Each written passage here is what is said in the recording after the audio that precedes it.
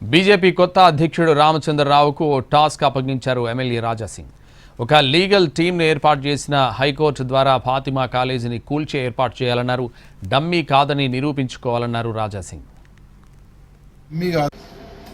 చాలా మంది బీఆర్ఎస్ వాళ్ళు కానీ కాంగ్రెస్ వాళ్ళు కానీ డమ్మీ డమ్మీ అన్నారు.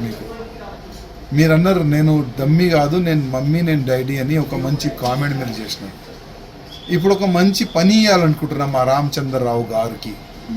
ఒక అడ్వకేట్ బృందం పెట్టి హైకోర్టులో ఒక పిటిషన్ వేసి ఎట్టి పరిస్థితుల్లో ఎంఐఎం ఈ ఫాతిమా కాలేజ్ని మీరు డిమాలిష్ చేపిస్తారని ఆ నమ్మకంతో నేను మీకు చాలామంది బీఆర్ఎస్ వాళ్ళు కానీ కాంగ్రెస్ వాళ్ళు కానీ డమ్మీ డమ్మీ అన్నారు.